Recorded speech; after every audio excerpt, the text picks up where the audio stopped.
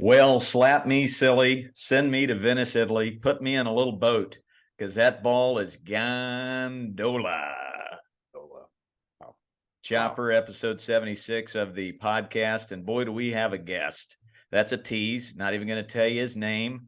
But are you excited for our guest today on the Talkin' Shop pod, brother? I mean, today's guest reminds me of a really well respected artist by the name of Seal, who once had a song, I believe, on the Batman soundtrack, "Kiss from a Rose." So that's another little tease. There's Bang. some more teasing going on there. Yeah. Oh, that's it. That's it for the teases. How about one more? Born in the same town as one Paul Newman. How about it? That's it. Oh, That's the last of your teases. Listeners, patrons, supporters, subscribers, even those of you that despise this podcast, love you too. Love you all. Haven't met any of you, but they could be out there. This is 76 episodes deep. What do you attest the length to this pod to, brother? Why do we keep doing it? well, I like you, you like me, and we think we're doing something that's important. So I think that anytime you've got a purpose or a cause that you believe in, you're going to keep going until people say not to. But I don't see that happening. I think we're making an impact, and systematically we're doing some good things. So let's just keep going, my guy. Yeah, and on top of that, my best conversations now come on a podcast Yeah. where you're just solely focused on the other person. I'll call some of my best friends, but it's hard to get people to answer their phone anymore. So I'll leave 3-minute messages as if they're actually on the other side of the phone, talking to no one. But this is when we can have some quality conversation. And I love that topics can come through email, DMs, and we can chat about them. And one came through from a loyal patron, a loyal listener, a coach in the deep South who's just a little bummed out. I sent you this text. He's just bummed out. He's got a few players. They're moving on, whether it's to challenge them at a higher level or just to get a new change of scenery. They're moving on from one team to the next, and it kind of bummed him out. And I wanted to get your take on that. I actually posted a video on my social media this morning, kind of my answer to it. But what do you say, my brother? I have mixed emotions on the topic as well. I mean, probably close to 20 of the athletes that I was fortunate enough to coach that I thought I would coach through high school. That through a series of unfortunate events, I don't get to coach them anymore, and that's hard. It's really hard, but at the same time, there is an incredible opportunity there for these athletes that you love and care about to go earn another coach's favor. And there's power in that. And that's something they're going to have to learn at some point. So selfishly, you want to be able to keep coaching them because you love them and you care about them and you want to kind of see it through, for lack of a better term. And coaching kids that you love and care about, that brings you a lot of joy. So selfishly, you want to keep that going, but at the same time, there is some beauty in seeing them kind of spread their wings and go, navigate another program and another set of, expectations. And so that's when stuff's outside of your control, you've got to find the beauty, the silver lining. And so that's where I go to, is like, all right, I can't wait to go watch, just as a fan, these young men or young women. If you're coaching youth girls, you just want to see them excel and be awesome and cheer for them and be there if they need a shoulder to cry on or help them navigate it. But that's where I go. What about you, coach?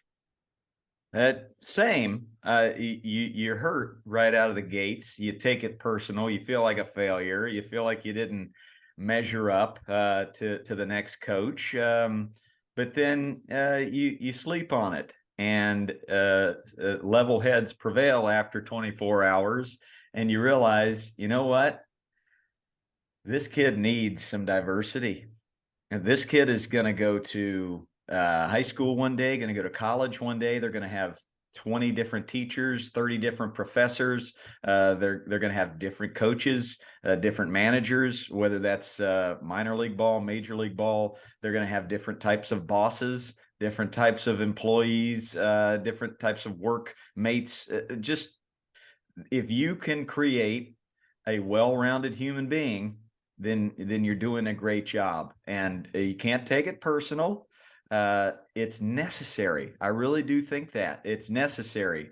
They're going to love you so much more if you can just shake their hand and say, "I'm proud of you," and this is healthy, because it is healthy.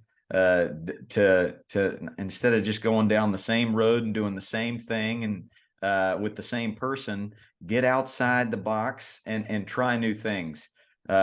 Diversify that portfolio. So I've learned that the hard way. And at times I would think, well, I need to change what I'm doing. Maybe I'm not doing it right. But I have definitely found my lane, which is the feeder system for that next level, that elite level. I've also found a lane as the fallback guy. If that next phase, maybe they ran into a bad coach who was win at all costs or negative, it didn't jive. I'm still here, man. I'm still here. And if you've aged out of my program, I'd love to have you as a coach. I'd love for you to mold minds of these younger players. But yeah, I think it's a natural feel. And I really do. I think creating a culture where I'm here for you, but my my well-being is not attached to you. I think that's huge. So for those of you out there that can relate, good. You should care about these kids, especially the ones that maybe that you were their first coach, right? And then they're kind of moving on, they're graduating. I can see this happening with my daughters one day, right? Right now, I'm their daddy, I'm their hubby, I'm their guy, I'm their boyfriend. But those wings are going to fly one of these days, and I've got to be able to say, okay, this is how it works. So if you do feel sad when that player leaves, good on you. You care. Your heart's in the right place. But you can't micromanage that kiddo. Now, what about this step? What about they make that next step, and that environment, that coach that they're moving on to is toxic? What do you got for that? Identify it. Make sure that they know it and you know it, and then you're there as a resource. But ultimately, real life is you're going to have to potentially be in an environment where, whether it's the workforce, whether it's a collegiate program, high school program, where it's going to be toxic. So you still have to be able to navigate it. It's not an excuse. It's outside of your control. So my wife said it best: even with a toxic coach, find their currency. Find your coach's currency. Is it a good attitude? Is it working hard? Is it being resilient? Is it a high baseball IQ? Is it showing up early and staying late?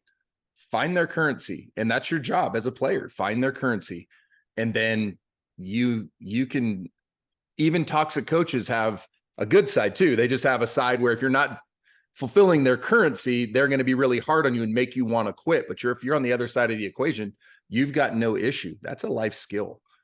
So I would say find the coach's currency, and that's how you navigate it. And then understand that you're probably not going to get from that coach what you got from a really great coach. You're not going to get maybe that mentorship, and that's okay. Understand that that's not a source for it. And a lot of times they've just got to experience that, right? They've got to experience it, live through it, because every coach isn't going to be like the first coach. Everybody's going to be a little bit different, and they're going to need to either grow some thick skin or be able to have the intuition to know, okay, this coach, their heart is in the same place as my old coach, but they're just speaking a different language or doing it in a different way. So always go to the diesel for for a good message. I'm going to the diesel with an Atta girl because she is letting you jump on a plane next week, my brother, because what do we got? We got Austin, Texas Sandlot next week. I'm so fired up for my Texas swing. Raise your hand if you're in Texas right now. Give us an attaboy because we're headed your way. I'll fly to Houston on Sunday after a wonderful Thanksgiving weekend with my fam here in Southern California. And I'll do Beaumont, Texas on Monday with the one and only Jay Bruce, who can hit a ball 572 feet. He has also opened up an indoor facility. If we have bad weather, I think it's going to be good. Crossing the fingers there, but pretty cool to see a high-level former major leaguer saying, "Hey, whatever you need, you're coming to my hometown. Can't wait." So that's Beaumont. Then we got Houston, where I've got some old cronies, some kids that I used to coach in Southern California that have moved to the Houston area. They're going to help me coach that one. So keeping it in the family there. And then I pick you up at the airport, and we've got Austin on Wednesday. Almost 100 kids. Had to fly you in, had to fly Flicky in. What are you most excited about as me, you, and Flick Money? We throw a party in Austin, brother. It's just going to be the environment. It's going to be a fun environment. It's going to be nicknames and good times. And there's going to be some learning going on too. But the most important thing is going to just be the joy and that unconditional love that we bring. And I bring it, but when I have you alongside and we're doing it together, it gets better. And then you throw in Coach Flick Money. I mean, I'm not going to say it's the best camp ever, but there's not a better one, if that makes sense. Like humbly, I'll say maybe someone can match it, but no one's going to surpass the love, the fun, the knowledge that we're going to bring. And I can't wait for the families and the kids to experience it. And then I'm looking forward to having ice cold glass of milk with you after and just hanging out with you and Flick and just, breaking bread together. I can't wait. I just wrote that down. I'm clipping that. I'll post that. Nothing better. There isn't. I can't think of a better time to be had. It's and it works out great logistically. I'll take the 5 and 6 year olds, maybe some 7s. Flicky will take a field of 7, 8, 9s. You'll take the 10 and olders, break them up by those age, and the exact same message will be flowing on all 3 fields from my mentor Flick Money, from my podcast mate Chopper, and myself. So it's going to work perfectly. We'll have other coaches there as well to provide the X's and O's, throw the BP pitches, whatever needs to be done. And then we'll have a clinic after. We'll have a coaches clinic where the 3 of us can have a back and forth with all these local Little League travel ball coaches who need some tips. I can't think of a better way to run a coaches clinic than let's allow you to see it with the kids for 3 hours, then we'll unpack it. It should be very powerful. My boots on the ground, Coach Mike down there in Austin, has done a great job. The facility's unreal. They have an actual Wrigley field with ivy on the fence at this complex at one of the fields. And there's even some former major leaguers, some big names that have messaged me they're going to try to come. And then, yes, Austin is a great town. So afterwards, we are definitely going to have some milk and possibly dive into a little live music, because I hear that town plays some tunes. So bring out the cowboy boots and the cowboy hat. Going to be a great time. If you're anywhere near Austin, there's still time to sign up. Get there, do it. Then you got to head back to the airport. Flicky will as well. I'll go to Waco and I'll finish up in Dallas. So just a little 5 cities in 5 days swing in Texas. And then New Orleans closes up shop for the year. So I got 6 of these left. Very, very proud of what we've accomplished. Hundreds and hundreds of kids, even more parents have been able to see it. And you got to keep evolving. And each year we are evolving. And this year we evolved into the coaches clinic frame where you see it, you smell it, you hear it, and then we talk about it afterwards. And then you take some notes down, and you've got a good tool pouch for your upcoming season. So can't wait.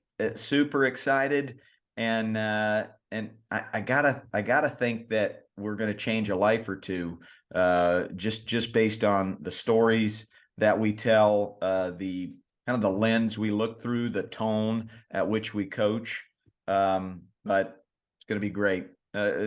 Speak on any updates with your winter camps, as they're right around the corner in the state of Arizona, Chopper. Yeah, the developmental league's filling up fast, which is awesome.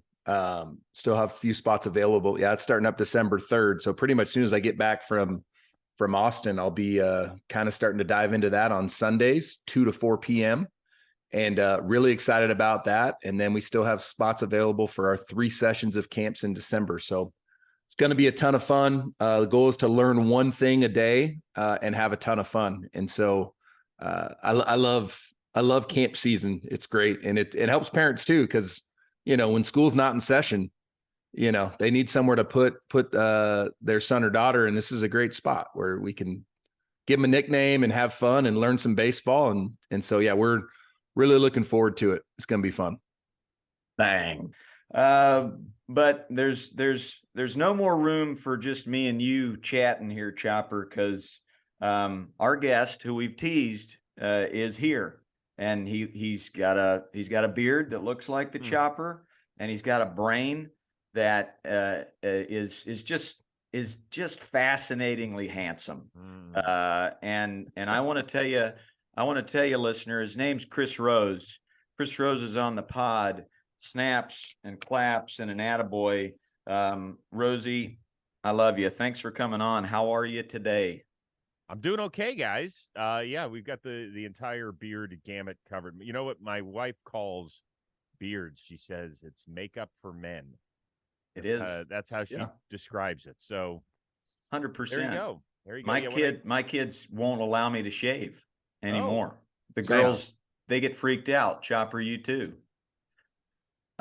Chopper, meet Chris Rose. Chris Rose, Yes. This is my podcast partner of 76 episodes, played at the highest level with the Expos. Then he was doing a thing or two before Hunter Pence found him in a gym and asked him to be the BP pitcher for the Giants. A World Series ring later, he goes to the Dodgers, and he's the hype guy and the video.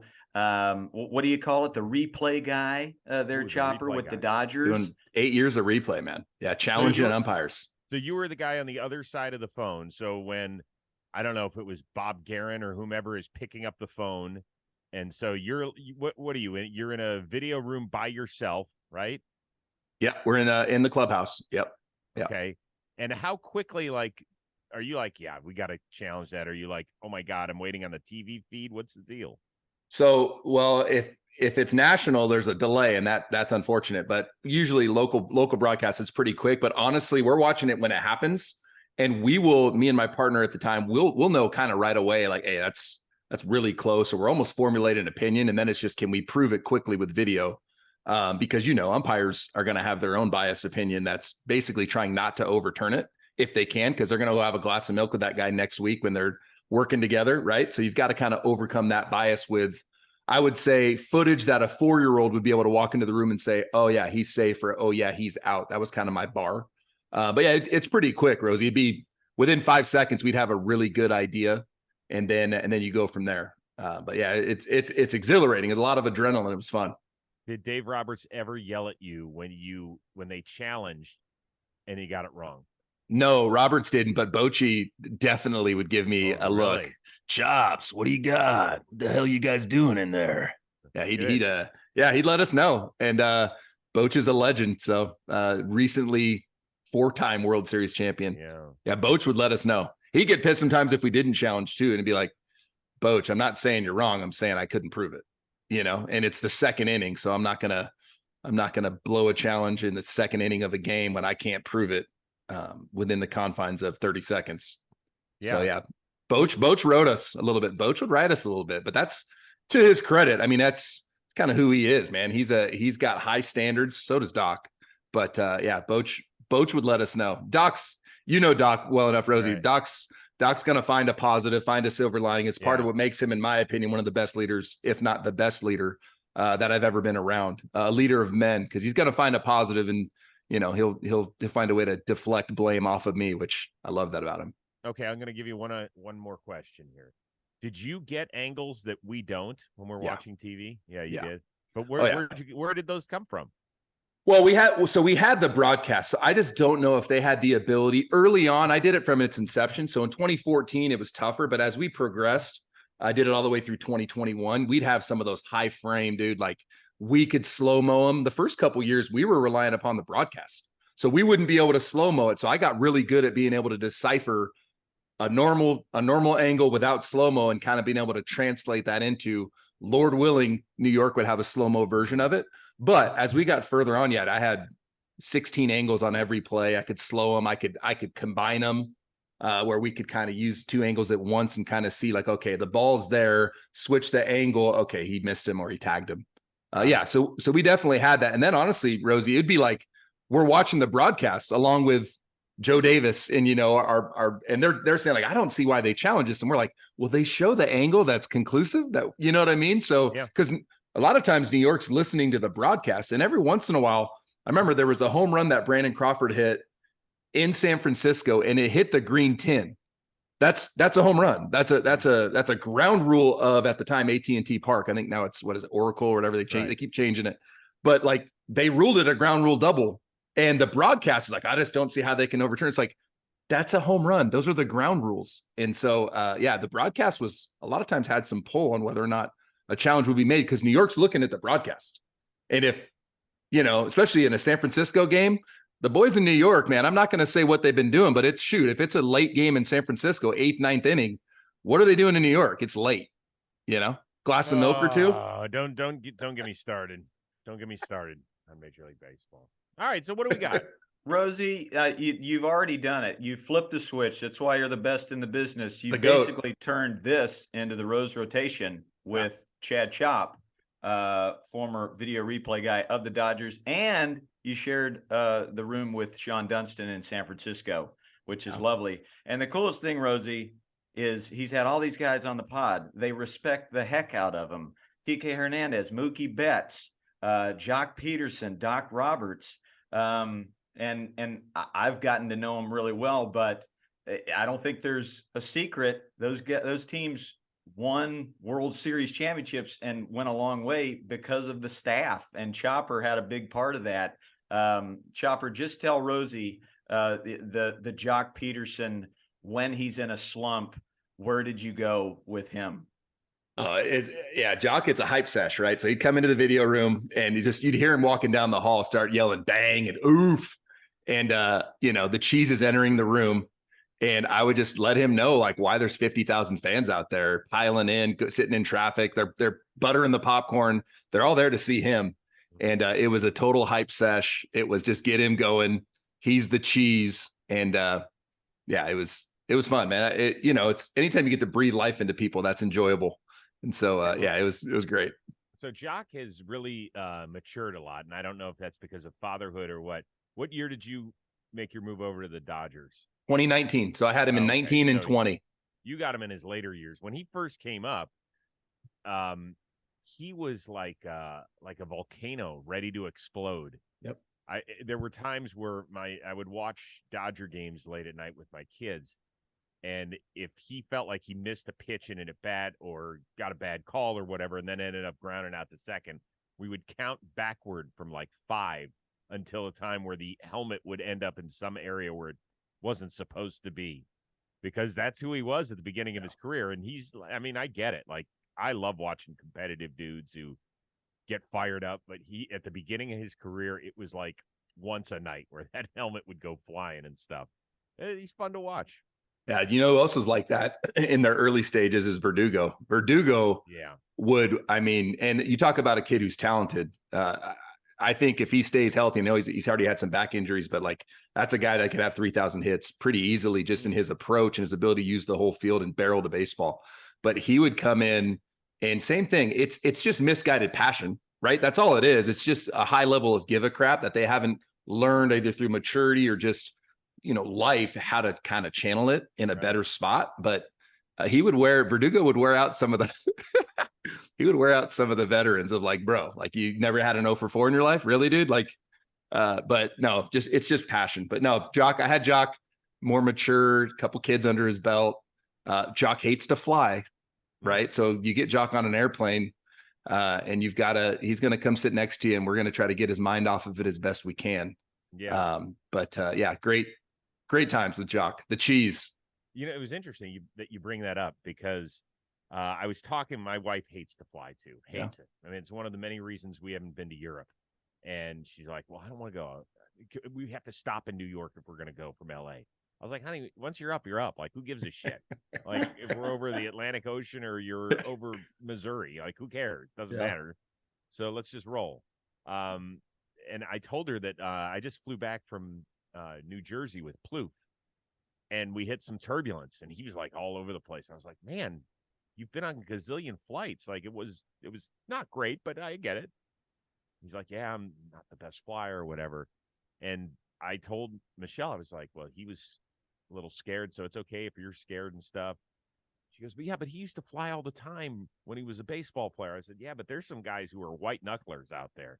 There were always reports about Pedroia, and Francona would have to go calm him down. Yeah. There's always a couple dudes on every team who don't like. I don't love flying either. I'm like bored, and I hate sitting in seats for 5.5 hours. But whatever, the rest of it is the rest of it." So Sean Dunston hated to fly. Sure. I mean, if there was turbulence, he would come sit next to me.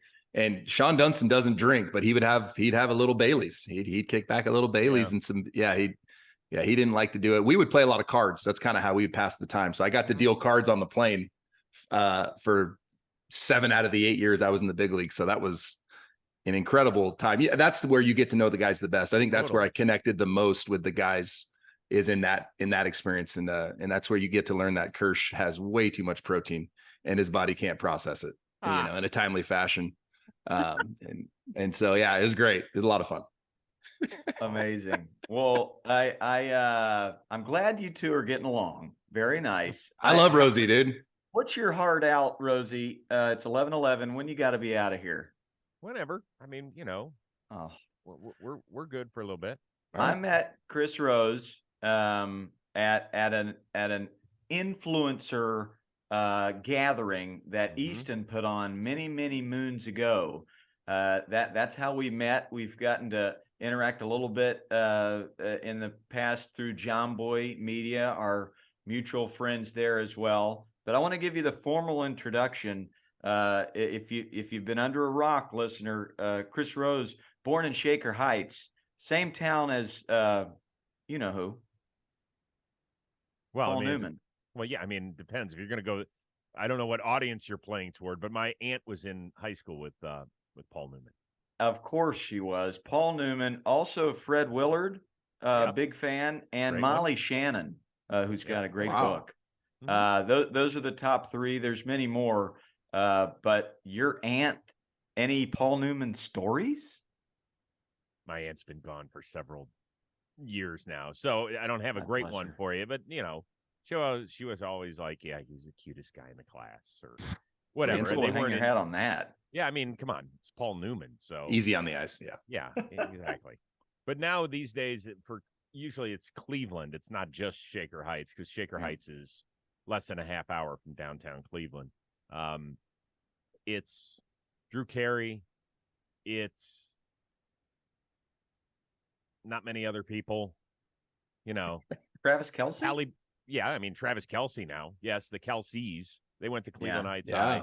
Halle Berry is a big one. So I think that's pretty much it, though. Yeah, not a ton. Not a ton. You're top 5. That's for sure. Definitely not top 5, but there's... Well, you were 14th on the list I saw, but I disagreed with that. Yeah. But it was only a list of 13, so somehow I made 14. Awesome. I'm going to start at the beginning, but I mean, currently NFL Network. I don't have that much time if we're going to start at the beginning. Well, I'm swift. I'm telling you, I've taken notes. I've watched you for 20 years. I can do this. Okay, Coach. Cleveland Browns Radio, Discovery Channel, Battle Bots, John Boy Media, which I just have to hear you say, producer Dan along for the ride as well. That is so tasty. If you know, you know. The Rose rotation, which I love. Baseball Today. I mean, it's a daily fix for me. I got to be honest. Prior to that, football on Fox, baseball on Fox, intentional talk, which we are going to talk about. I'm going to be very intentional about Intentionally, that. yeah. Because, well, he knows it was on in every clubhouse, literally.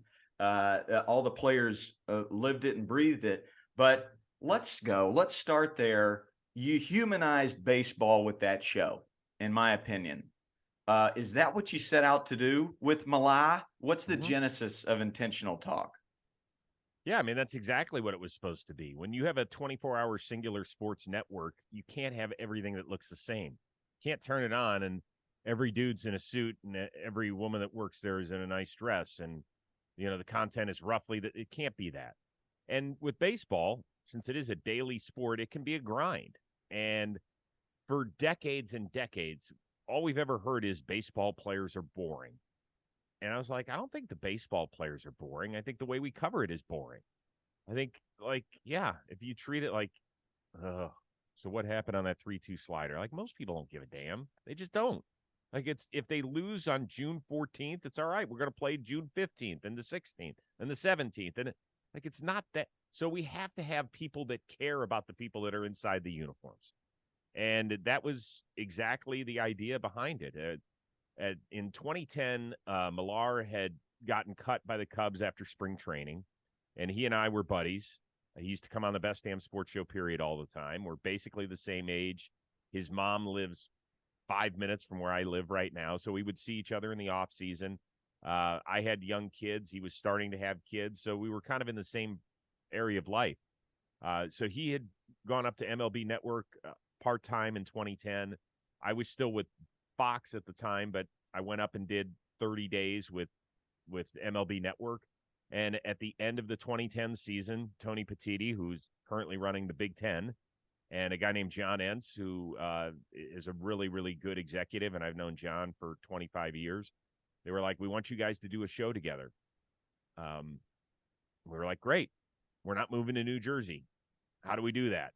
And they were the first ones who kind of took a flying leap with, you know, and now everybody's got cameras in their house, right? Everybody. And it doesn't matter where you do the show from. You could do it from your kitchen. You could do it from your basement. You could do it from your workout room. By the way, nice prop, Chad. I like that a lot. Flex. But, you know, we were like, we're not moving our families across the country. He was embedded in Texas. I was in LA, and we weren't going to do that. They were like, okay, we get it. So they set up technology, which for the first month was a real grind. It didn't work easily at all. And then once a month, we would fly up and be together in Studio 42 up in beautiful Secaucus. And things just started clicking. I mean, I knew that our chemistry was going to be great. We had no problems with that. But could we formulate a daily show that could make baseball fun? Yeah. And I felt like about once we got past the technological hurdles that we had to jump over, once we got past that, we knew we were onto something. Yeah, and Chopper, you lived it. You saw what did the players? What was their reaction as that show started to come through the clubhouse?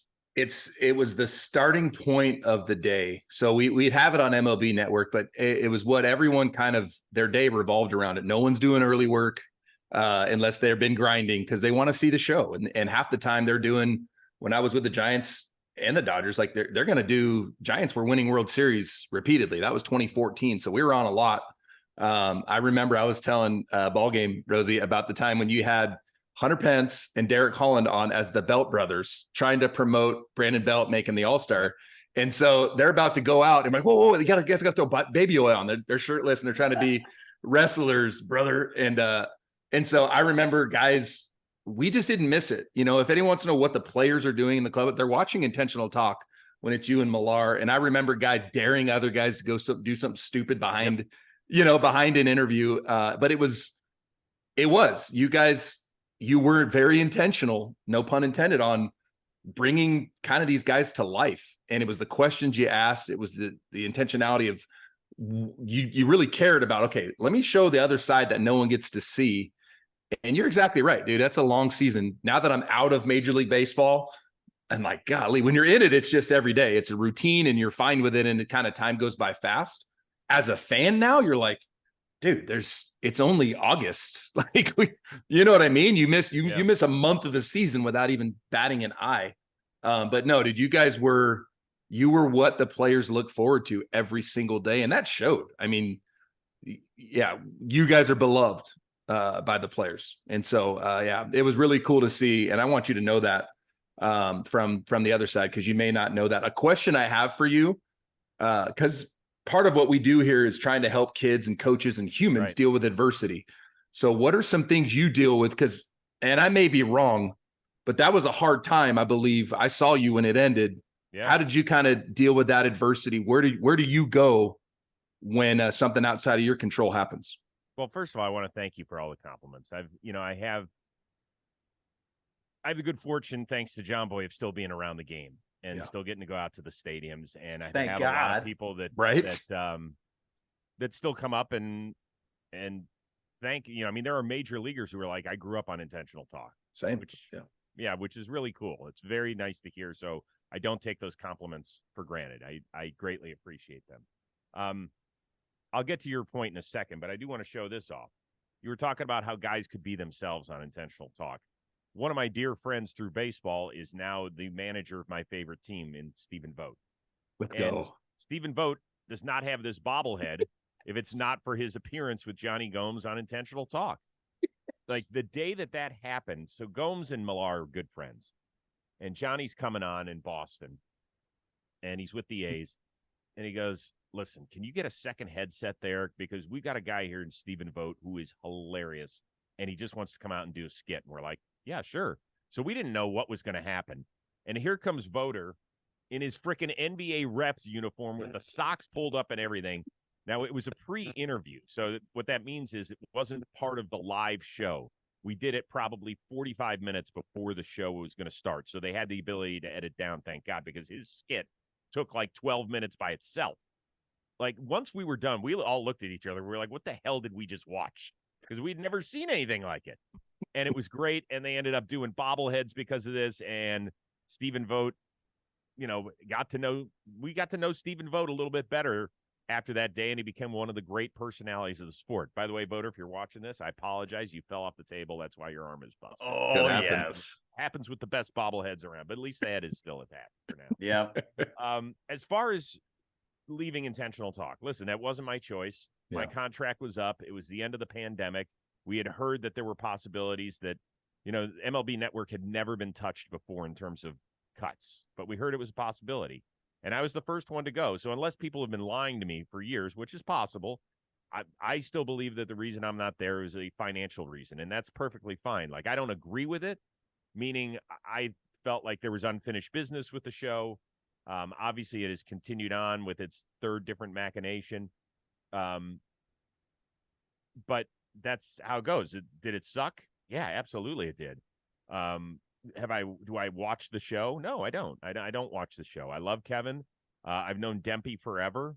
I don't know Sierra very well other than to just say hi. And I'm sure she does a fine job, but I don't watch the show because, I'm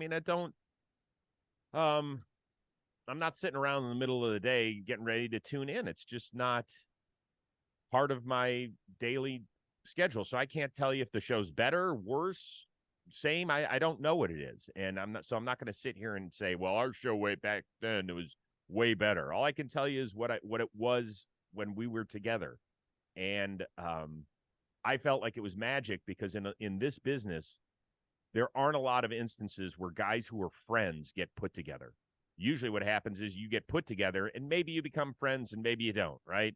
Yeah. Like Mike and Mike for 15, 20 years on ESPN radio, those guys weren't friends ahead of time. They became friendly, and then at the end, whatever happened at the end. But with us, we were friends, and people could see that. And so when we're talking about stuff back and forth, what's going on in our daily lives, it's because we care. It's because we love one another. It's because our families would hang out together. We're not making this stuff up. It's not forced. And when there were times where we didn't see eye to eye, people saw that too. Yeah.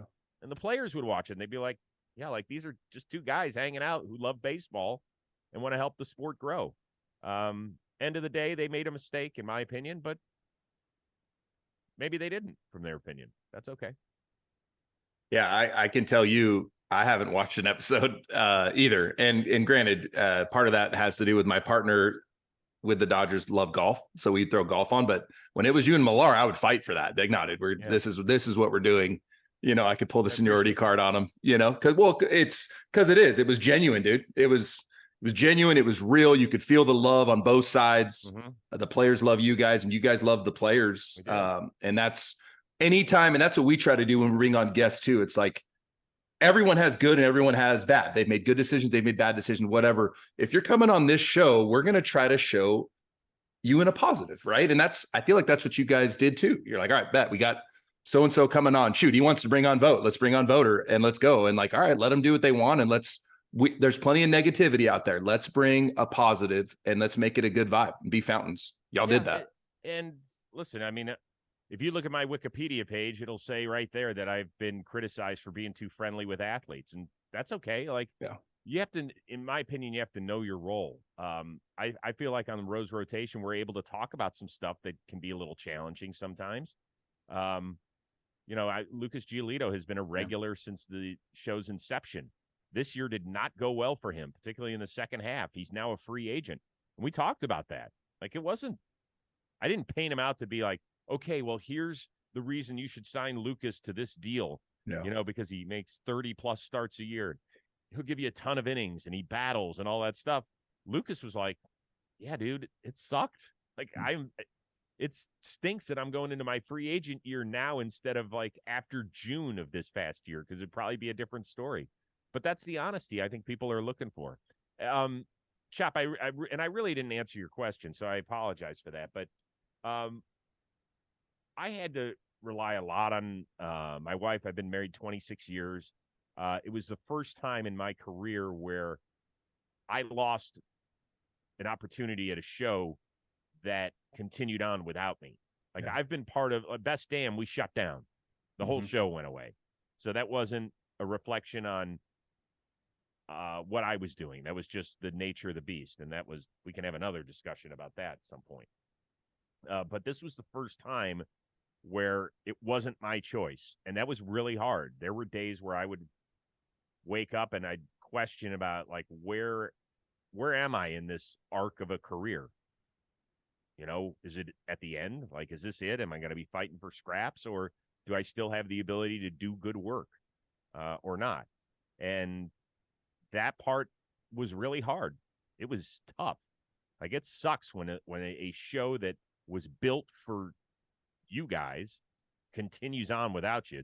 Listen, Sports Center's been amazing for 45 years, but you can change. You might like different combinations of anchors up there. You might have had your favorite back in the day, but Sports Center was still Sports Center. It was always going to continue on. Intentional Talk was built for two dudes. Whether you liked them or not, it was Millar and Rose, and that was it. Now, and you were the pioneers. You were the Oberman and the Dan Patrick. Well, except that the difference is that Sports Center was there before those guys, right? And it continued on. Like, what I'm saying is that you might have liked those guys the best, but the brand was the brand. Yeah. Here, this show, and it's the same thing for MLB Tonight. You can turn it on; it's a great product, but you might like certain hosts or combination of analysts more than others. But the idea is going to remain the same. Intentional Talk was built with the two of us in mind, and that's that. It wasn't the show, and then they dropped the guys in. They were like, we want you two, and let's figure out the show. And not enough producers of content think that way, in my opinion. Yeah, I can speak to, and I'm going to pass it to you, Coach Ballgame, but I can speak to hardships and likability being something held against you. That's what happened to me with the Giants was, hey, dude, the guys like this guy, me and the strength coach, and they needed to shake up the clubhouse culture because we weren't winning at the level that ownership and the folks leading the team, but they can't get rid of guys under contract, right? So how can we kind of shake things up? Well, let's get rid of the guys that the guys like, so that's really hard. And when you leave, you're like, dude, this is the uncertainty of it. How are you going to provide for your family? To your point, like, where am I in this arc of a career? I feel like I'm just getting started. But do I have to go do something totally different? So I experienced that when I left the Giants. And thankfully, within 2 weeks, I was hired by the Dodgers after a phone call with Dave Roberts and a meeting with Andrew Freeman. And even right now, I'm going through it a little bit where I'm throwing my name back out there into Major League Baseball and trying to get on candidate pools to try to go into the player development side.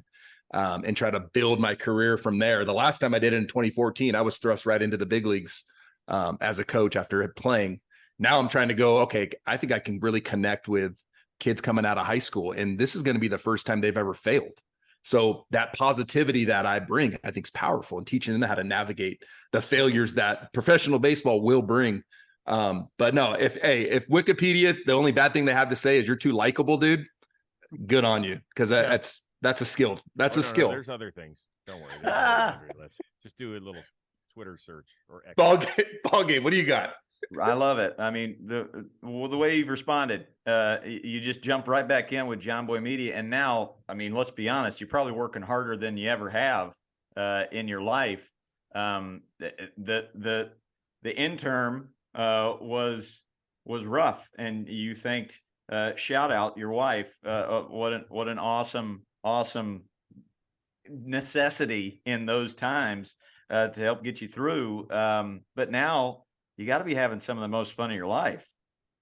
Yeah, with John Boy, it's been an eye opener, right? I mean, I didn't know much about what they provided. You know, I knew about Talking Baseball, I knew about Talking Yanks, but I didn't know what Jimmy and Jake's vision was moving forward. And so we agreed to do something together in the spring of 2021. And it's been incredible. Like, the most fun I have is when we do these warehouse games where we play blitzball and the ball in play league and floorball, where I get to be the voice of this. I think I'm the only person that's involved in every game so far that we've done. And I don't know if we've done 50 games or whatever it is, but they have turned it into an amazing production. I've had the good fortune of, calling NFL games and calling Major League Baseball games, and what they have set up technologically and how they edit this, I'll put it right up there with anything else that we've done. Like, we don't have 50 cameras, but the ones that we do, we utilize great, and they make it fun. And like, we get people, I think during the last blitzball, we obviously air it for the first time on YouTube, and there's a live chat that's going on in the stream, right? I think we had like 7,500 people maybe tuning in live. Wow. For one of the games. I was like, what is going on here? Because if you really think about it, unless Jimmy and Jake are playing, sometimes it's people you really don't know very much about. Like, it could be like your neighbors. And I think maybe that's the appeal of it all, is that we've built this amazing community around the country and around the world where people just feel connected. When you hear John Boy, unless you're in Houston, Texas, you really feel a love for what's going on and a passion. And we have fun. We don't take ourselves seriously at all. We make fun of each other. We get to call games where you could swear and stuff like that. I think people are like, yeah, this is awesome. Why not? Well, it's the only way I consume baseball is Talking Baseball, is Baseball Today, Rose Rotation, because once again, it just feels human. It's button down, let your hair down, and just talk ball on the bar stool. I do want to kind of circle all the way back, because one of the things that I find fascinating, and we ask every guest we have on here, is kind of the beginning of it all. We try and teach, as coaches, love of play, teach love of baseball. You love the game. You're still working day in, day out in the game of baseball. Was there somebody that taught you love of baseball at an early age? Probably one of my brothers. Oddly enough, his name is Pete Rose. Oh, bang. Yeah. Well, he was born at the end of Pete Rose's 4th season. So it'd be like naming your kid Juan Soto. Like, you're like, yeah, he's really good, but you don't expect him to like become the historic hits leader in the sport somewhere down the line and then get thrown out of the sport for gambling. So I don't think that's going to happen to some future kid that's named Juan Soto already. So he used to I was the annoying little brother. Oh God, I was so annoying. The worst. If everybody thinks I'm annoying right now, multiply it by like 1,007. And that's where I was when I was a little kid. I used to bother him all the time. On weekends when he'd want to sleep in, I'd knock on his door and I'd just stand over his bed and look at him like, when are you going to start playing with me? Be like, I'll be down at like 10:30. Just let me sleep. So he would, but he never yelled at me. He never yelled at me or got mad. And he'd sit there and he'd watch sports with me. My parents would do the same. Like I'm growing up right in the early 80s where we didn't even have a remote control. I'd have to go up and change the channel by hand, right? But on 4 straight channels in the early 80s when we didn't have, the Major League extra innings package or anything that was available at the click of a button, we just had cable. But on channel 9, we had the Mets. Channel 10, somehow we got the Expos channel. Channel 11 was WUAB. Channel 43 serving Lorain and Cleveland. That's where I got my Indians games. And then channel 12 was TBS, and that's where I got the Braves games. So I'd always be able to flip between the 4. And when you got the 4, pretty good. You'll be able to see most of the teams in Major League Baseball. And I did it all the time. It was like the only cardio I would get was getting my fat ass out of the couch and go run up to the TV and go change the channel during a commercial. So we'd watch all the games together. My mom was a huge baseball fan. Like she called one time. One of my first jobs out of college, I was the weekend sports producer at the Fox affiliate in Cincinnati, Ohio. And I produced for Kevin Frazier, who's now the co-host of Entertainment Tonight. And so Kev's like my mentor in this business. And we're just sitting back in the area, and I'm on the phone talking about the Indians, who in the mid-'90s were awesome, right? And we're talking about pitching rotations, blah, blah, blah. I hang up the phone, and he goes, "Hey, how's your dad?" I was like, "I don't know. That was my mom." He's like, "What?" I was like, "Yeah, my mom could talk ball with the best of them." So we were just a huge sports family and passed it on to my kids. Yeah. Which is good and bad. My dad, born and raised Warren, Ohio, huge Nice. Cleveland Indians fan. I know Warren. And so that was very similar. Turning the dials. We had WGN, we had the Braves, the Cubs, and then you had whatever the Orioles station was called. We would get those 3 in North Carolina, but just sharing a living room with Dad. And we had 2 older brothers as well, laying on the floor, watching the games. That was the beginning of it all. And there's some great baseball fans around that Cleveland area. And I've met many a mom, many a grandma, many an aunt in that area that can talk ball all day long. Another fascinating kind of time for you, for me anyway, in your life, you go to Miami University in Ohio, student radio, you're a manager there, and then you graduate college, and there's kind of an 11-year gap, 93 to 2004, when Best Damn comes to Fox Sports Net. How about the coolest gig in that, what I'm guessing was the minor leagues, pounding the pave kind of decade for you? Did you have the coolest gig in that time span? So, yeah, I'll just clean up the timeline a little bit for you. Graduated in May of 93. Less than a week later, I'm running studio camera for the ABC affiliate in Cincinnati, Ohio. I got in, I was making $4.85 an hour, doing less than 30 hours a week. So they could keep us under full time. But I was in the building and I was learning from people. I would talk to everybody that was on air and try and pick their brain about a path and all that sort of stuff. A few months later, I ended up getting that weekend sports producer gig at the Fox affiliate in Cincinnati. And I started applying for jobs all around the country. I wanted to be on air. I knew that.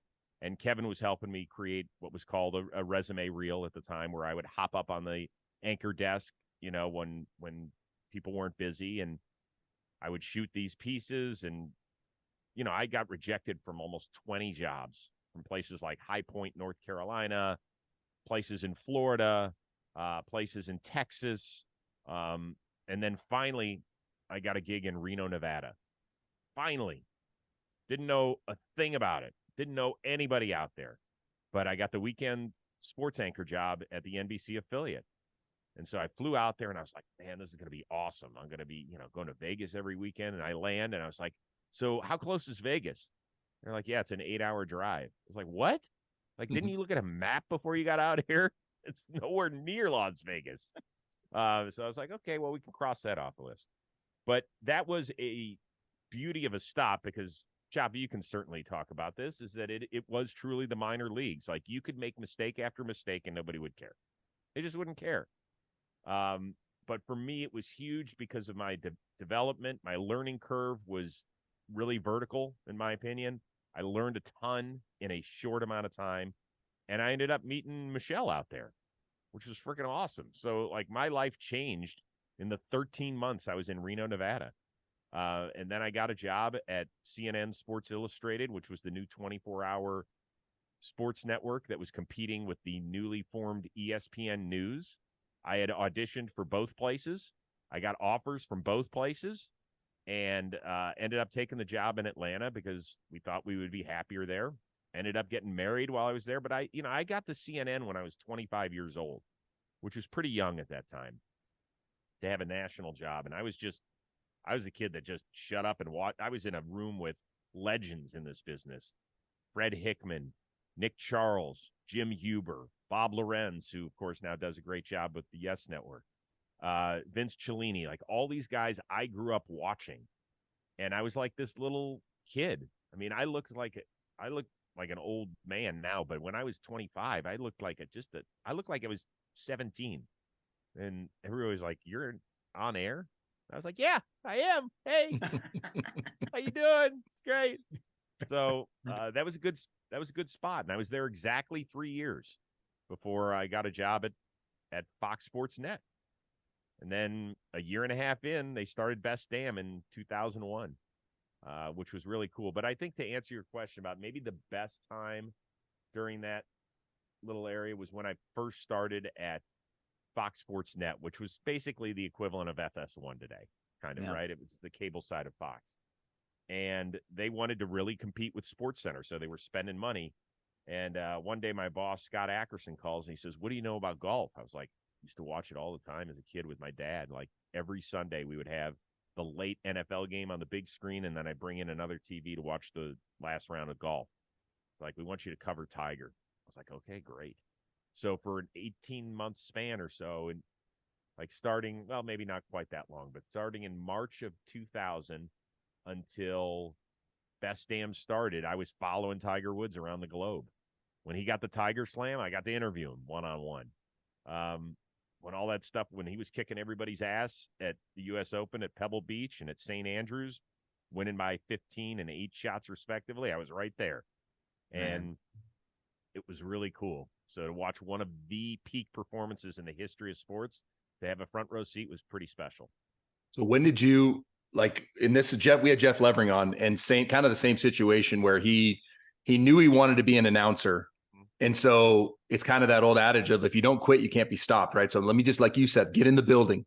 So similar path where I think that's inspiring to listeners of, like, find your passion and then just don't quit. Just go ask questions, be a sponge. Was there an announcer when you were growing up that you were like, okay, I'm listening to this guy tell a story or call a game where you're like, oh, that's it, I'm doing that? Well, I always wanted to be Costas. That's why when I got to work with him, and when he got in the Hall of Fame a few years ago, I remember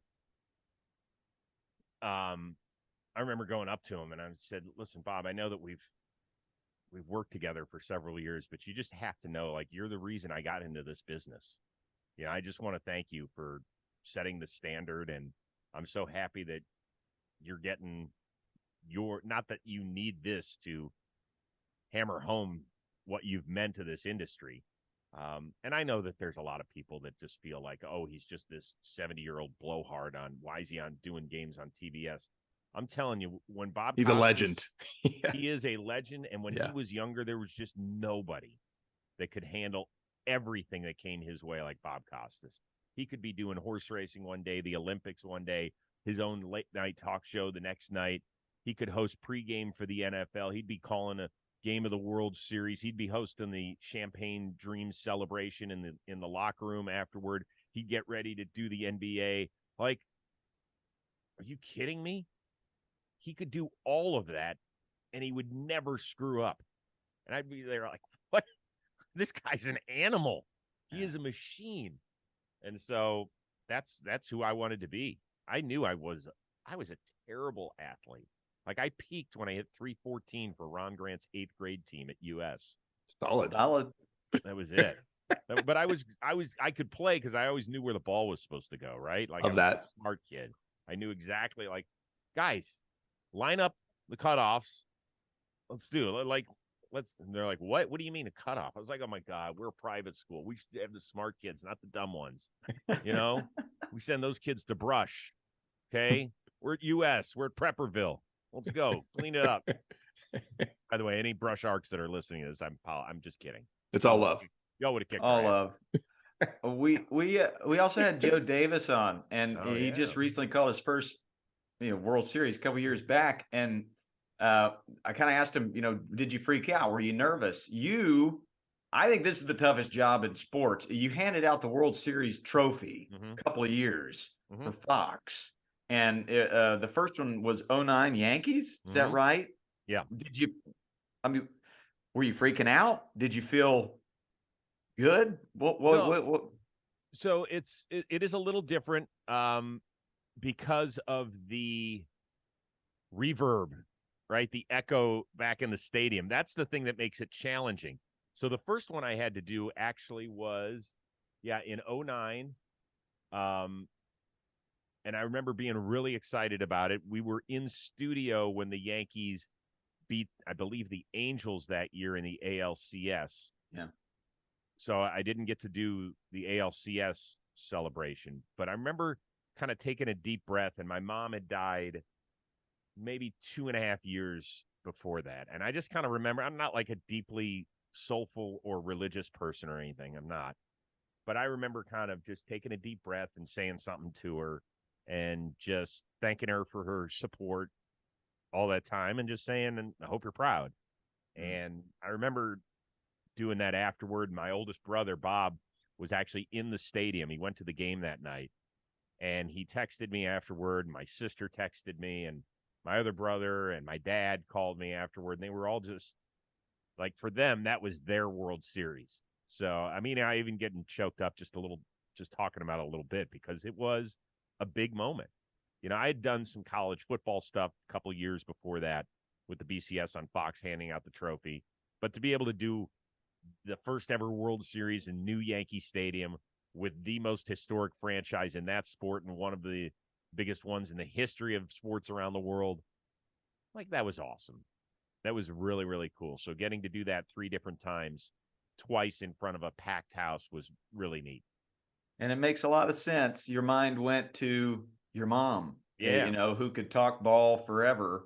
That it just makes it makes perfect sense. And I think that's nothing near what you did, but I got to throw out the first pitch at Wrigley, and for some reason my mind went to my grandma, Grammy. And I look out there, Andre Dawson used to play there. He was my favorite player. You've got the Ivy there, and all I can think of is my grandma, but she just loved the game of baseball so much, and she'd been so proud. So that's awesome. Cool. I know she was looking down, smiling big time in that moment, but I think that's a big deal for players, young players. You're in a high leverage moment. Everything is kind of funneled towards this moment for your career. And we talk about how to nurture a culture where players can be clutch. Players can feel like themselves in these high leverage moments. It equates similarly to your job, a lot of live TV. What's the secret to being clutch in those big moments like Yankee Stadium? Be prepared. Pretty simple. Like, for me, it's part of my DNA, right? I mean, thankfully, I'm able to recall history pretty well, pretty quickly. If there's anything that can help a broadcast and provide context, I feel like I'm pretty strong in that area. But you have to find a balance. I always tell young people, and I talk to a lot of college kids that want to get into some sort of content delivery, right? Whether it is linear or streaming or, where they want to write for a living or whatever it is. I always tell them, first of all, be passionate about what it is that you do, because you're going to be giving in a lot of your time, right? This Thursday is Thanksgiving. I've worked a lot of Thanksgivings. People are like, do you have to work Thanksgiving? I was like, well, do you turn on the TV and see football? I'm like, yeah. I was like, well, who do you think's do it? Like, what do you think? The games just pop up out of nowhere? Like the cameras run themselves and people like, no, there's thousands and thousands of people that are working that day that are hopefully providing your entertainment. So make sure that you're passionate, because you are going to sacrifice holidays, birthdays, anniversaries, all sorts of interesting stuff. I mean, thankfully, I didn't miss either of my kids' birth. I have missed birthdays. Our oldest son was a November 1st baby, so I've missed a lot of Halloween, and I've missed his birthday, and it sucks. Like, you're rooting for the World Series to end early, and you're like, give me a sweep, just so I can get home on October 30th. Like, we're all rooting for the same thing. It doesn't mean we hate baseball. It just means we love our families more. That's all. But in addition to that, you just got to be prepared. Yeah. Be prepared. And we're real fortunate to be in a position that we're in. Like, I love my NFL job. I've got the best 2-hour show every year, which is right after the Super Bowl's over. I get to sit there and chop it up with all these people who just had their lives changed. Last year, Patrick Mahomes was on our desk, and Travis Kelce and Andy Reid and all these guys. It's pretty cool. Yeah, pretty cool. It's really cool. And you do a great job at it. I mean, I think every player, football, baseball, whatever you're in, they just feel comfy around you. You've kind of mastered the art of the interview. I think that this is my last question, Chopper. Then I'll let you close up shop with them. The secret sauce to the art of a good interview. It's about them. It's about them. And I always, once again, I'll go back to when I speak to classes.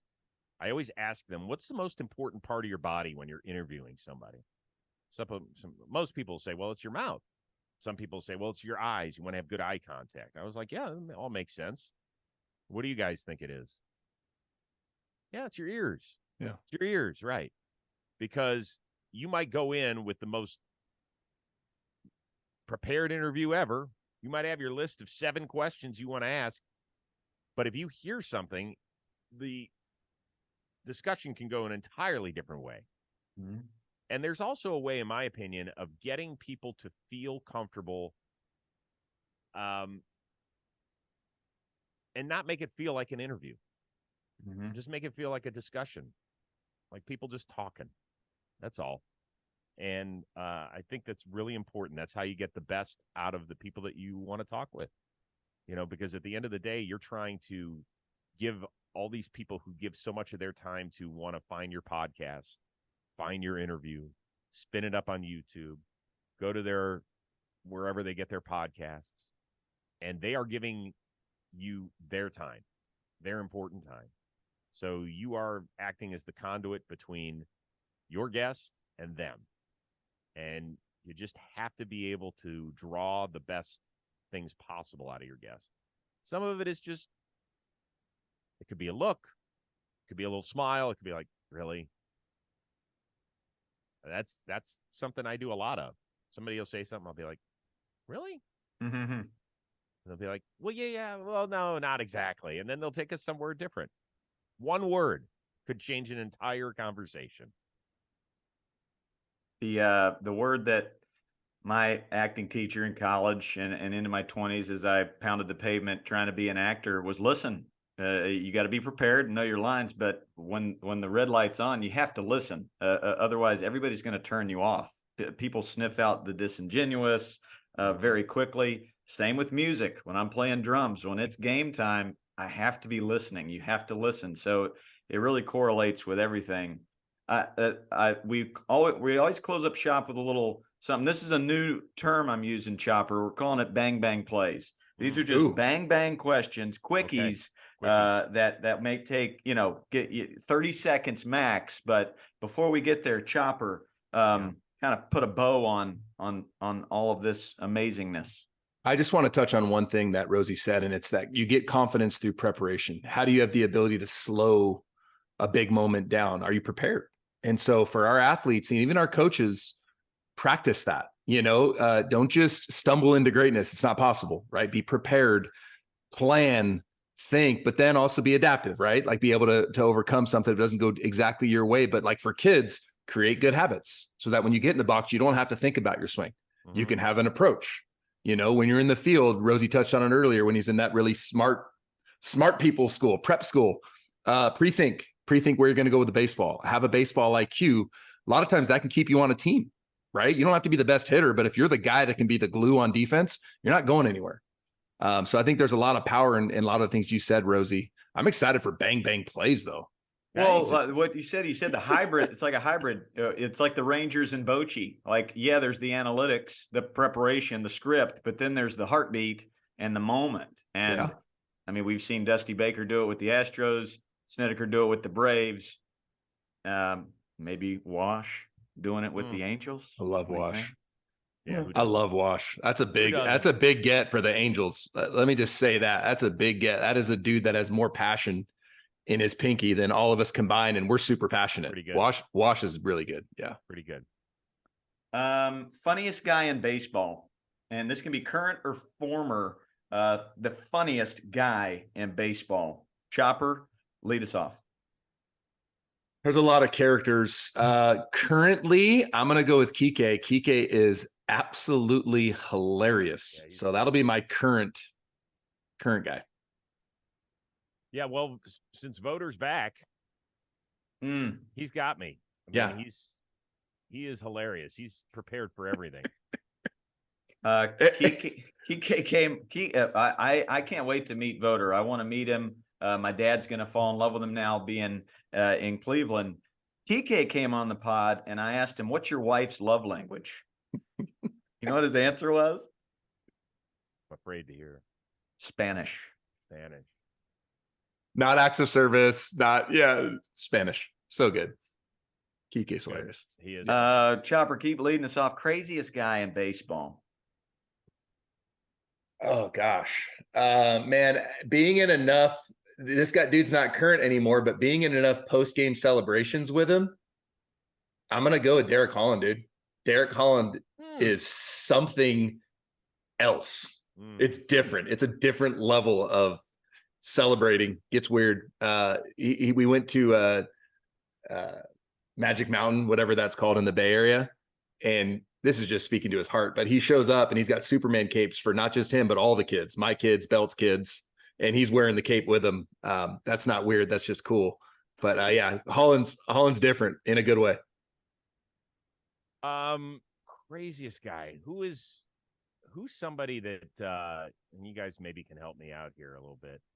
It just feels like is always on edge right now. There's somebody out there that when they get thrown at, or there's somebody doing something a little bit off, like a Carlos Gomez type character. Yeah, I mean, he was always fun. I love that guy. He's awesome.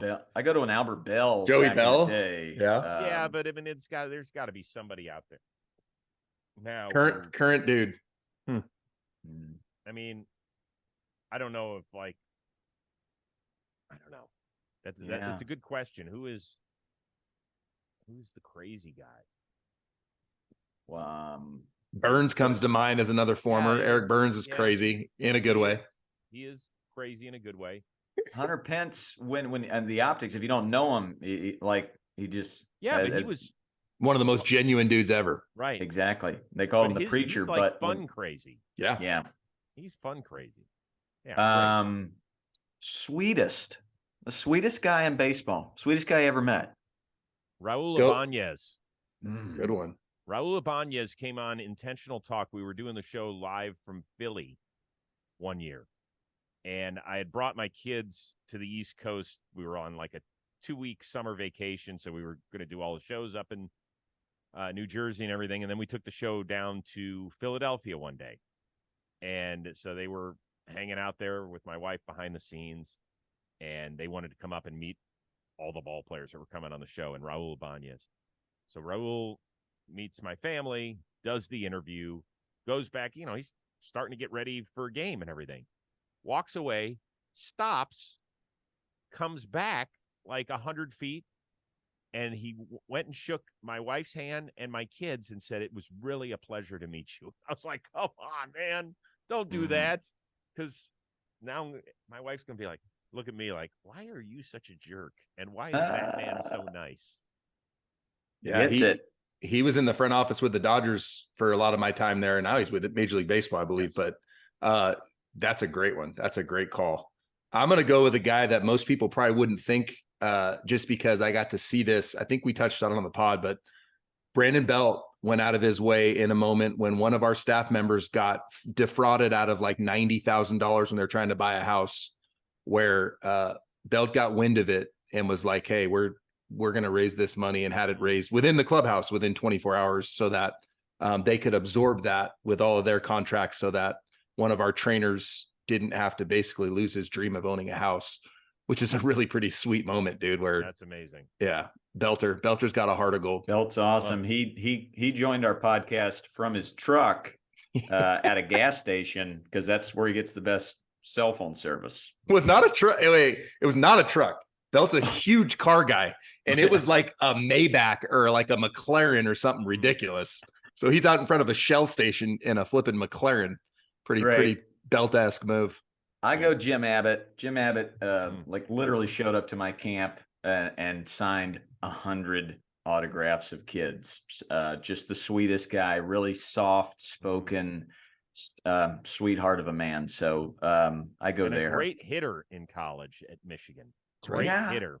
That's right. Exactly. And he can swing a golf club to this day. I mean, it is pretty fascinating to see how powerful. Smartest guy you ever met in the game of baseball. Wow. This one could take a while. For me, that's funny.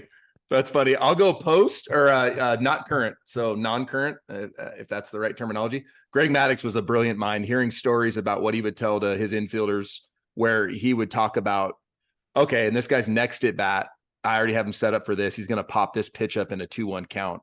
And then that would actually happen. So he's a no longer current. Talking pitching with Max Scherzer. Scherzer's up there, dude. Scherzer's up there with the brilliance and just the thought process. He's one of those few guys that the third time through the order doesn't apply to him, because he's been setting you up since you started drinking coffee that morning for your fourth at bat. So yeah, Scherzer's up there.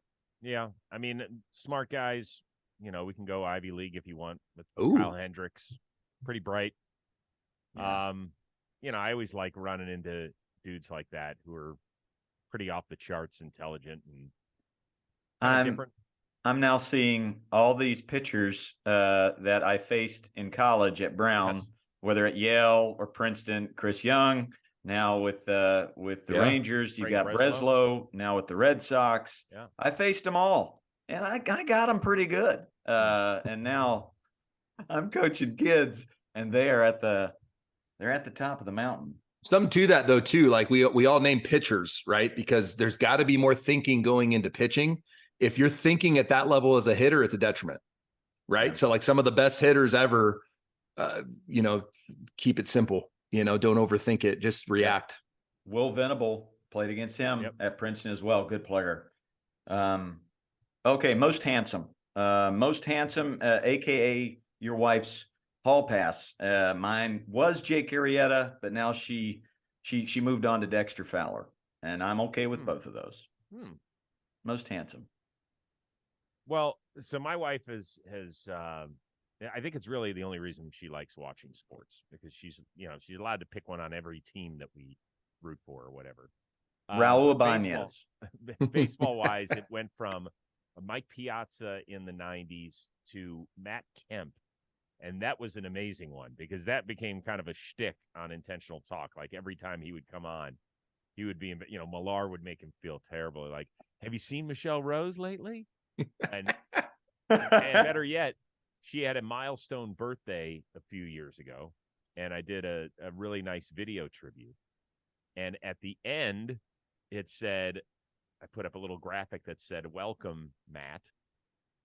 And it's him. I went down to Dodger Stadium. I got him to do a little thing. And she starts looking around like he's coming to the party. It's like, well, where is he? I was like, what do you mean, where is he? It's the middle of July. He's playing baseball. She's like, but it said welcome, Matt. I was like, no, like welcome, Matt. Like the thing we put outside of our house. Not like welcome, Matt. Oh man. So that was always one for her. As far as dudes today, I don't know if she's got one today. She's got other sports where she's moved. Like, I don't know if y'all are NBA fans, but the Cavs have a new guy named Max Strus who came over from the Miami Heat. And shoot, right? Shooter. Like, where's he from? I was like, he's from Illinois. Like, Tara Jean, she'll make just a sound like like Gabe Kapler came, but it was shown on one of the games, and who's that? Yeah, she doesn't want anything to do with Gabe because then you can't ever eat dessert if you want to have one when you're out. That's true. You know, like he's the guy who would have a piece of chocolate, swish it around his mouth, and then spit it out so that he doesn't get all the bad stuff. Like, come on, Cap, really? Come on, dude. You can have a crackle if you want every once in a while. Love crackle. That's a rich man's crunch bar, by the way. Crackle is a rich man's crunch bar. I'm going with Kike Hernandez. I know I've already said him as funny, but he's a double threat guy. Handsome, Latin. Yeah, he's witty, handsome fella. Interesting. We close up shop with the secret to a long-lasting marriage. You both have it. I'm in third place on that, going strong with 10 years. But I think a lot of the listeners here are dads, husbands. Rosie, we'll start with you. The secret to a long-lasting marriage. I mean, you've hit a milestone recently. Yeah, marry somebody blind and deaf. So there you go. No. You know what? It's been like we listen. Like I'll go back to the whole interview part of it all, and my wife will be the first one to admit she's got a quicker temper than I do. Like it will snap, and I'm like, okay, let's just calm down here for a second. But I push her buttons too. Like I know how to push her buttons, and I start laughing, and she's like, "Will you stop? Stop?" Because I don't really I get dad angry because I'm kind of a perfectionist, so I get like, she's like, "Oh, geez." But we're really good at talking things out. Very, very good at that. What do you got there, Chopper? Okay, making sure. Good. Perfect. I just got a notice that notice I would get on my microphone. I'm supposed to share those things, but we're back. You. We're dialed. Good. No, for me, I mean, shoot, my family has always referred to my wife as Saint Deborah for putting up with me. She's got the patience, and we've switched gender roles multiple times as far as like providing for our families. Right. She was willing to let me just on a whim go jump into Major League Baseball, and she kind of put herself and her career in the back burner. And then in 2021, when she's like, "Hey, I need you to come home and help raise these wonderful 4 children going into their teenage years," then it's like now I'm switching in, and I'm Mr. Mr. Mom, so she can jump back into dominating her career. And so just having that willingness where we're adaptable, we'll figure it out. We call ourselves Team Chop, and we have a thing where if we're really serious, we call it married power. In other words, hey, dude, I'm not joking. You're making me upset. Married power. And it's, oh, shoot, that's an all stop. Like if it was acting, it'd be an and scene, where you have to just shut that down and just default to but yeah, she's marry a good woman who is patient is what I would say. Because we're going to screw up. We're dudes. Yeah. I mean, listen, here's the one thing I would say about baseball is that it's as much as I love it. I do think that sometimes people put others in boxes, right? And I am happy to hear that, Chop, that like you guys have flipped roles. I don't see them personally as gender roles. I think they're just whatever, whatever roles they are. Providing for roles. Hey, listen, if Michelle had been the one who had made a substantial career, I would have had zero problem changing roles. Her role has been the toughest one. right? She's been the one who, she was a teacher before this. I think you do lose your identity sometimes when you are, whether it's the husband or the wife that's the predominant child raiser, if you will. I mean, I turned down a lot of jobs because I wanted to be home. I just did. And maybe I'm paying for that now where I am in my career, but I don't have any problem with it. You know, like I only get to be a dad once. Yeah. Now I got boys that are 23 and 18. And I'm like, man, where did all that time go? And I am thankful that I made the choices I did. I really am. Like, you want to be able to provide for your family. You want to be able to challenge yourself and have a good time because you only get to do this once. But I think that's important too. Chris Rose, you're the man. I had a guy You are come the up to man. me in an airport, and he said, "You know, Coach Ballgame, you and John Boy Media, you have taught me how to be a fan of baseball." Good. And I would say the exact same thing to you, Chris Rose. Me, James Lowe, you taught me how to be a fan of the game, and that fandom that I have, it just, I loved it as a kid, but it really reignited, again, going back to the beginning with your show, Intentional Talk. So, God bless you, C Rose. Thank you for coming on, spending a lot of time with us, man. Yeah, no, this was fun. This was fun. Continued success for both you guys and your families, and Chop, your 18 kids. And Ballgame, keep doing what you're doing. Yeah, I mean, we all have to play our role in this sport. And, you know, I don't think that we teach people how to love the game or anything. I just hopefully we unlock it for you a little bit. That's all. Yep. So nurture it. We all gotta do our part. But this was a lot of fun. We appreciate you. I want to say this. So Wikipedia's got it wrong. You're not likable. We love you, dude. So no, thank you. We love you. Continued success for you and your family. And thanks for taking the time. We appreciate it. Absolutely. This was fun. Happy Thanksgiving. Thanks, Rosie. Happy Thanksgiving. Bang. Takeaways, brother. What do you got? Yeah, I mean, we say it a lot here, but when you get to meet folks that have had the success that Rosie's had, it's not a surprise, right? He talked about preparation. He has a good mindset. He worked hard.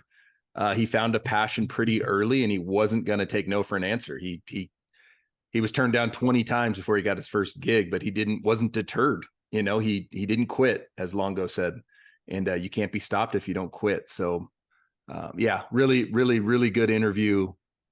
Rosie, he talked about Bob Costas being a legend. Like, to us, like, Rosie is approaching that legendary status. Been doing it for a long time at a very high level. The Ryan Seacrest of sports. Yep.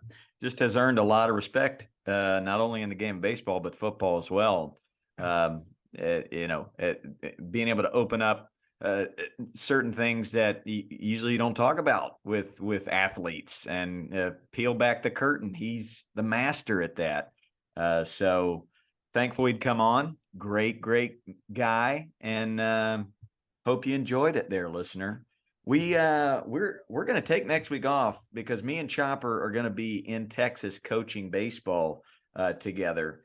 But we'll be back up and running. We'll keep bringing the great guests on, and please email me any questions that you have, as whether your fall season is wrapping up or we're getting into the new season of Little League, travel ball, whatever it might be.